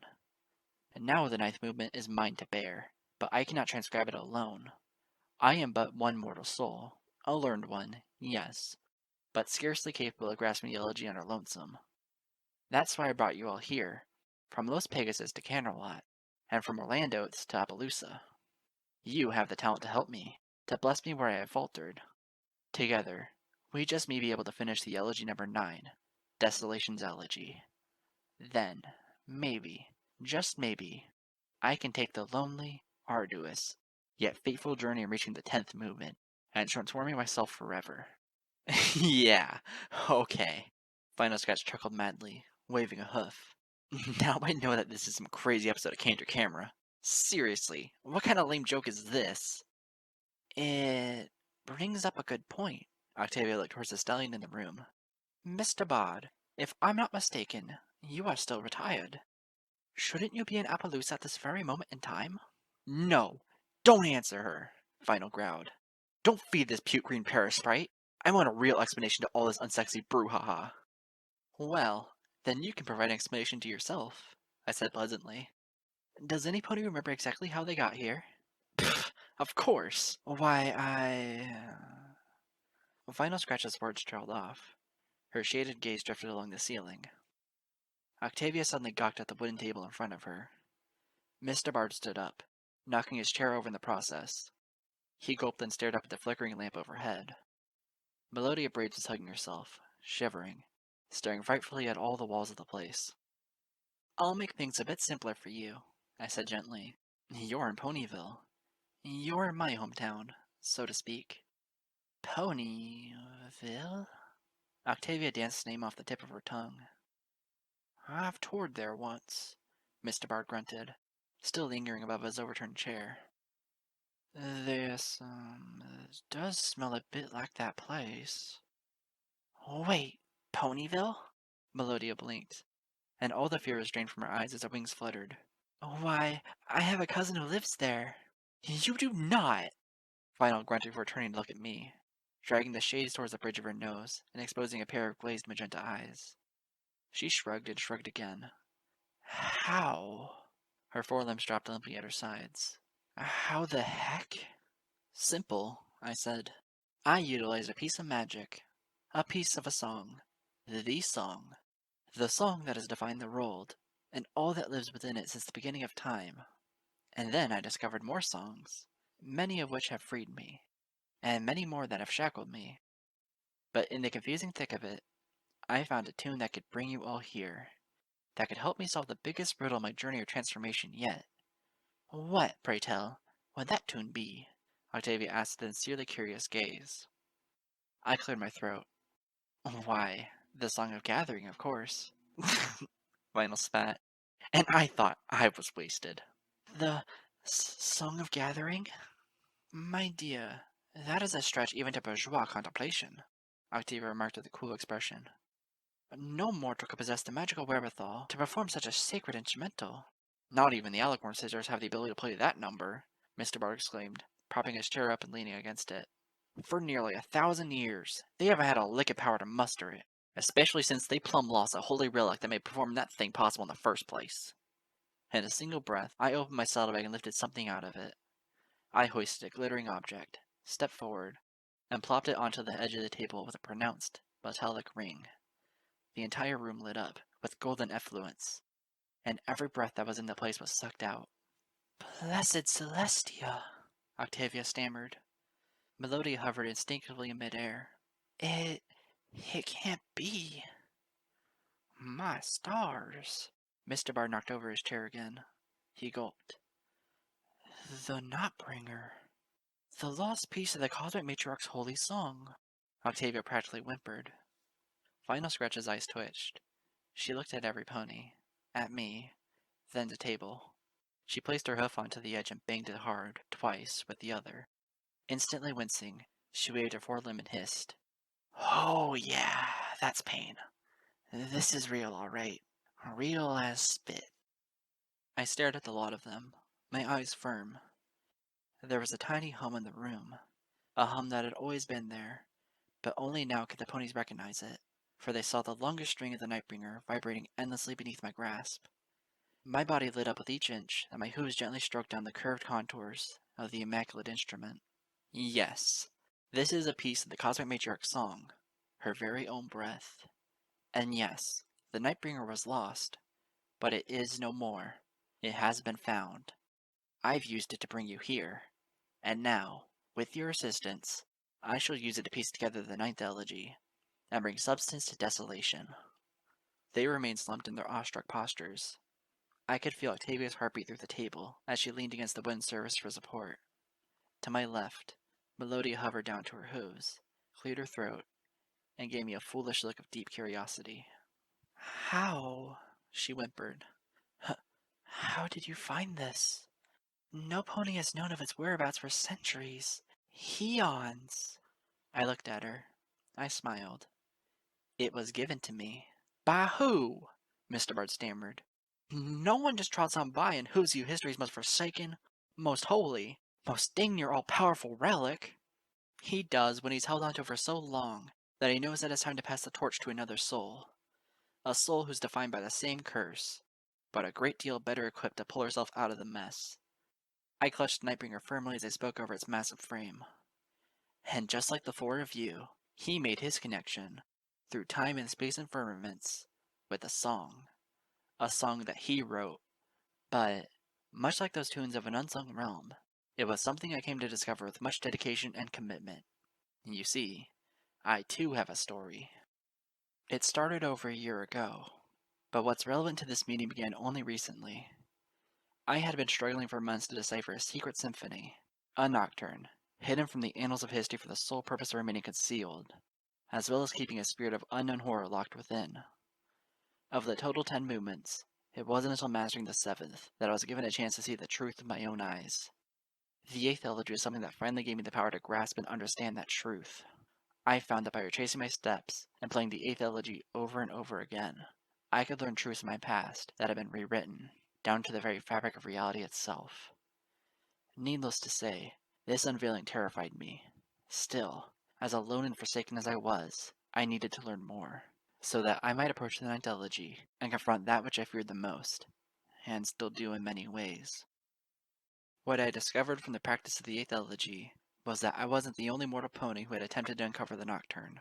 I had in my possession a book, and within that book, the lonely words of a victim to time became clear to me as the magical melody played its way through my mind. In attempting to bring my experiences into clarity, as he had been forced to face his, I was inadvertently hoisted from this realm into that of the unsung. It is a most terrible place, the grandest secrets of all secrets, something each of you will forget before leaving this room, and rightfully so. For I am now convinced that it hides something that was never meant for mortal eyes, or even immortal. The fact that I know of it, and can still speak of it as an accursed anomaly, and something that I am endeavoring to fix. Still, I somehow ended back in that realm of nightmares, a place of lost souls and tortured choruses. I saw the rule of the realm, as she spotted me from a throne on high. As she began to throw me in binds, who would come to my rescue but my pen pal from the distant past? When he rescued me, he flung me out of the land beyond firmaments. And when he did so with a song. As soon as I returned to the safety of the mortal realm, suspended once again in my cursed existence as a pariah, I was too grateful for my life to think properly. Only with careful thought and lengthy contemplation did I realize that he had used a song to return me to my home. It wasn't just any song either, but something familiar, a haunting work of art, a carefully laid out mosaic of all the tunes that had plagued and cursed us both, on opposite ends of a damnable millennium. I don't know how he did it, but my friend from the past had taken pieces of the nocturne. He had ripped out slices of the accursed symphony, and he had pieced the key parts of them together in such a way in order to form a bridge between his world and mine. Whatever movements of the song that were missing, he formed the bridges with pieces of his very own being, fused together by the memories of a soul for whom he had long given his mind, his body, and his spirit, all faithfully. This song he named Penumbra's Echo. I did not discover the echo immediately. This took many grueling nights of intense reading and study, following my friend's hoofprints, tracing artistically woven words that meandered at random throughout the insane drivel that composed the magically highlighted journal that he had unwittingly bequeathed me. Or, perhaps, it wasn't quite so unwitting. With his song, with the echo, I now realized that my friend had formed a bridge between us, a pathway that forever defied time and space, a bridge that could only be formed by a genius mind that was fortunately equipped with the holiest instrument this mortal plane has ever known. It's the same instrument that, by sheer possession, has kept that shell of a unicorn alive long enough to save me that one fated day in the unsung realm. I had a duty, not just to myself, but to my friend. He had laid the bridge for me. It was now my time to cross it, to meet him in the middle, to perform the quietest and most precious of secret conversations in the yawning abyss between firmaments. To do that, I had to transcribe his song, as he had once transcribed the tunes that had mutually cursed us. With careful use of the 8th elegy, and with a mindful eye for the patterns he had left for me and me alone, I discovered it. I unearthed the key to Penumbra's Echo. What followed next was a moment of great tension. I knew going into the instrumental that I was performing a concert that could never be repeated. I knew that I was venturing into realms not meant for my eyes. My friend had been there, stuck in limbo, for Celestia knows how long. How would I fare, even on the edge of it, for so much as a few ghastly minutes. From the clues he had left me, I knew that there was only one way to go through this, and then I would never hear from him ever again. I descended into a cellar behind my home, a concealed studio of sorts, where I ventured to perform symphonies not meant for mortal hooves. Once there, I propped up my lyre, and then I went about stripping the pages from his journal. For the next 2 hours, I plastered the pages in key spots and at key angles around the earthen walls of my basement niche. Eventually, the entire room was plastered with the sheets that belonged to my time-forgotten companion. I dimmed the lights, sat down to my instrument, and knew that it was time. I played the eighth elegy, this time in earnest. I repeated it ad nauseum, all the while staring at the pages of his hoofwork that were surrounding me. A rusted scent filled the air, like that of sunken metal platforms, and I knew that I was making progress. The hoof-written words of my friend lit up across the pages in vibrant blue, like they always did. But there was a pattern now, something that gave method to the mad pony who had seemingly rambled for journal entries upon journal entries, a cyclical text in the journal that was given to me. Now I could see the words connecting from page to page, from sheet to sheet, in ways which they never would have branched together before. The blue text blurred together, forming bands, swirling with coils of effluent structure, and soon I was surrounded by a sphere of twirling letters that morphed into solid rings, and encompassed what I had once thought to be the cellar in complete darkness. There, in that celestial sound booth of insanity, I repositioned the grip of my lyre, and started playing the song that all the blackened edges of the sphere were whispering to me, Penumbra's Echo. I was entering the vessel of a mad pony, who had escaped the clutches of time and space. The venture there was akin to a madness in of itself, and yet I didn't look back. It took the curse of the ninth to consume my friend's mind. Luckily for me, overcoming that same curse is just what I needed to do in order to surpass that which had reduced him to a jaded, weathered husk. I sat there, in the pit of blackness, strumming my lyre. I could see nothing, not even an inch in front of my face. I felt the cold vapors of my breath wafting out at me, but I could not detect the substance. All I heard was the gentle lull of the notes that he had produced for me, as I drew myself towards the end of the song. And when the melody was over, I didn't hear applause.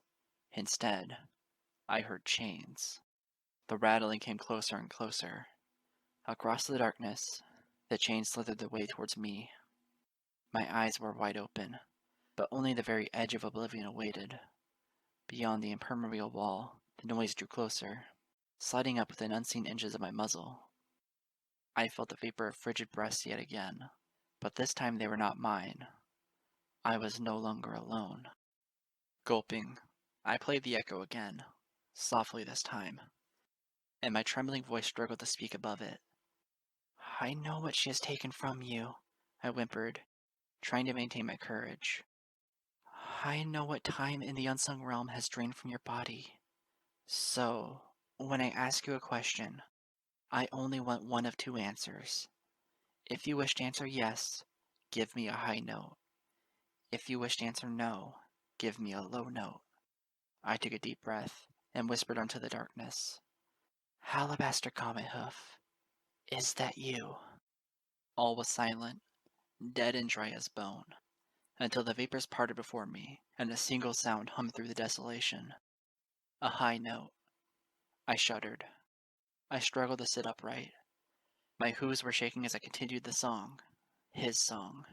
Their song. Alabaster, I stammered. Did you save me the last time I was in her realm? A high note, with no hesitance. I bit my lip. Bravely, I asked, Can you save yourself? Can you join me here in the mortal realm? There was a pause. Then a low note followed, shaking the ribs that framed my lungs. I winced, feeling my eyes grow moist. I couldn't let myself lose control. Not there. Not in front of him. Did you play Dawn's Advent? Did you ever finish the Nocturne of the Firmaments? Again, a pause. Then another low note, woeful and prolonged like a dying animal. I clenched my eyes shut. I asked the next question, though I knew ahead of time that there was no point. Can you teach me the ninth elegy, Desolation's elegy? The low note came violently this time, terse and almost angry. I shivered heavily upon hearing it. I'm sorry. I bit my lip. I didn't know when this would end, or how swiftly the spear would collapse and cut me off from the spirit of my friend forever. I had no choice but to be direct, to be selfish. Do you have anything to give me, Alabaster? I expected utter silence, but the epiphany struck me just as the response hit my ears, piercingly high, like the cackle of a flighty ghost. And just then, something large and metallic was thrust into my grasp. I shrieked from the sudden, cold sensation, until I was overcome by the weight of the object in my trembling limbs. I knew upon feeling it, upon experiencing every cell in my body leaping in shock, exactly what it was. Alabaster! This is... I bit my tongue. I was so shocked, so confused, so mad with all the otherworldly mayhem surrounding me, surrounding us. A first and final embrace upon the shattered fringes of reality. Can I do anything for you? Can I pull you out of the unsung realm, so that you can be free as well? The low note that I replied was emotionless, without sorrow and without regret. It resonated off the strings of the holy instrument in my grasp, and then I felt his magical grip release, as he finally relinquished the relic to my hold. And yet, my voice choked as I spoke across the shadows. Alabaster, she loved you, up until the very end. I wish that you could believe that, somehow. The spear surged, as if a huge breath was being sucked towards the opposite end of the universe, melting away all the cold vapors of space.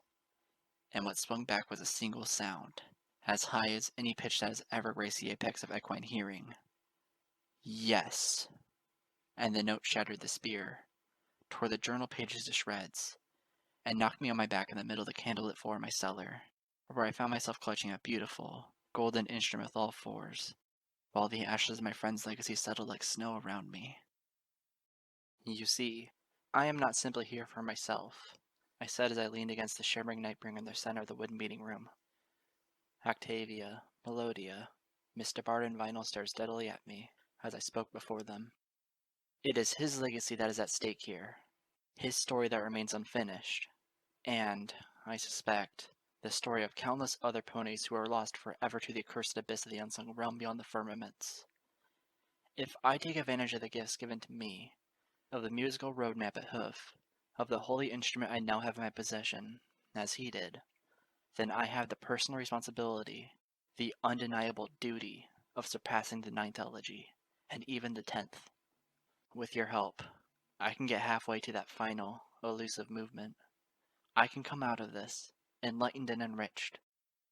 And maybe, just maybe, that will be the day when I get to speak with all of you again, as dear friends, and I can tell you how the story ends. The room was dead silent, the signature of a stunned audience. But, for this concert, there was no curtain, and hardly any more time to spare. So I smiled at them, and I gently implored, would you help me, my dear colleagues and geniuses? Would you help me piece together the broken slivers of the 9th elegy? All they had to do was exchange glances once, and suddenly they were all up, marching, galloping, fluttering towards me, awaiting their directions, their stations, their chairs, as it were. I'm going to need something to write with, Melodia Braid said. Reckon I could take a gander at them too, Mr. Bard added. Vinyl nervously scratched her neck. If I'm gonna be any sort of frickin' help, I gotta hear how the stuff we have to work with sounds. Which means, one of us will have the daunting task of actually holding the Nightbringer, Octavia said, and already her eyes were nervously meeting mine. I chuckled, sliding the holy relic across the table. I said to the world-renowned cellist something I had only fantasized about for years. Here you go, Tavi. Knock yourself out. We weren't 5 ponies. We were suddenly one equine being, gifted with 5 hemispheres of a single brain. We thought alike and we spoke alike, for we carried within us the same dream, the same ambition. The song of gathering had not failed me. I had been joined with 4 spirits who understood everything I did, who valued everything I did, who masterfully hid the same degree of genius and love for music behind separate and vibrant personalities. Our one common denominator, the same skin that defined us all, was the insatiable love for music, for making beauty out of noise, for creating a symphony, when beforehand there was nothing. Melodia braids was the backbone upon which the operation played itself out. She selected key pieces of the ninth elegy that had fragmentally crossed my mind. She even divided the written melodies apart further, creating new and far more exciting structures that I would never have even come close to figuring out on my own. Once each sample was scribbled down, it was up to Octavia to play them. She did so with such elegance and poise that I nearly wept to see it, much less hear it. Even with the instrument of the goddesses in her embrace, she looked like an absolute natural. She strummed the unbreakable strings with utmost authority, covering the walls with a kaleidoscope of golden bands. Upon hearing each sample coming from Octavia's performance, Final provided a curt yet poignant piece of commentary. She had a masterful ear, and she told Melodia which of Octavia's performances blended in well with the rest of the samples, and which didn't. Thanks to the unorthodox DJ's input, the indecipherable song of the Nocturne became something real, something concrete, and then it was up to Jumpin' Ray Barr to piece it all together. He spoke in a low voice the entire time. His beard hung off his murmuring lips as he tapped into his spear of meaning lying deep beneath the outer layers of the holy harmony we were making. Like a continent molding together over time, he grabbed the samples that Final Scratch had highlighted, and morphed them into one another with simple patience and sincere intention. And then it was up to me to write down the final product that we had dredged from the depths of oblivion. I gave Octavia the honors, and she started playing the ninth elegy. Halfway through, though, she stopped and looked at the others. Melodia was the first to acknowledge the glit in her eyes. She turned to me and asked if there was another instrument in my possession. Thankfully, I also had my lyre with me. Not realizing the dream I was about to live out until it happened, I stood beside Octavia and waited for a signal. The other three watched as the two of us performed the elegy together. Somewhere in the ocean of gorgeous sound we were both making, with sweeping melodies weaving one and under one another, we finished the movement, the actual movement, in its undeniable entirety. And that was when everything made sense, with a clarity so crisp that I almost wish I could perform Penumbra's echo one last time to kiss Alabaster myself. So it's not Desolation's elegy, I remarked with a weathered smile as I stared into the golden surface of the Nightbringer. It's Desolation's duet. It was never meant for just one pony to play, Melodia remarked. For the melody to stay intact, it has to have two souls and two instruments. Mr. Bard nodded. You reckon that's why it took so plumb long to figure out even half of it? He asked my way. You have no idea how much this helps me, I said softly to the group, stopping to pat their shoulders as I trotted past them. I swear, as dark as everything gets, it's almost like I can see my way home more and more clearly. A musician with her head clear, Final said with a dizzy grin. I ought to try that cred someday. But, are you certain you must be so optimistic? Octavia gave me a sad look as she placed the Nightbringer atop the table, letting go of it finally with a twinge of regret. Your chances of communicating with your friend have been obliterated.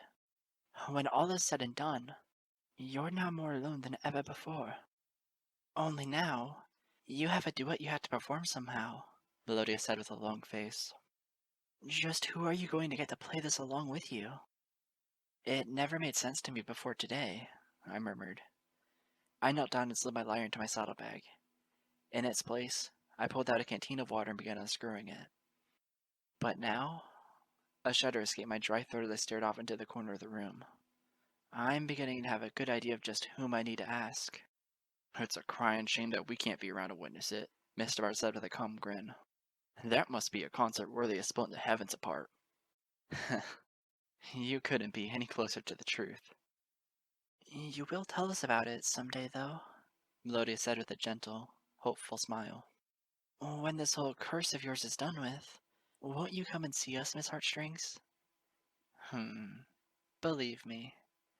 I gazed at the four of them as they looked back at me. I lifted the canteen to my lips and closed my eyes. If my voice had a low tone to it, there was nothing I could do to stop it at the time. I wouldn't even think of disappointing you. I sipped a gulp of water. From the far end of the room, the last string of the Nightbringer finally stopped vibrating. My ears twitched. I finished my drink, exhaled, and opened my eyes. Every pony was gone. Calmly, I screwed the canteen shut, hoisted the saddlebag over my shoulder, and trotted to the far end of the empty table. I lifted the neckbringer, slid it into a velvet-lined pouch, and tightened the bag so as to hide the relic's golden shimmer. Then, extinguishing the lamp overhead with a touch of magic, I exited the door and abandoned the room to its shadows. I marched down a series of winding wooden steps, humming a tune to myself, a new and frightfully beautiful tune that I was bound never to forget. When I reached the first floor of the library, Spike turned, saw me, and did a double take, nearly dropping a huge stack of books he was carrying across the bands of sunlight from the Ponyville afternoon.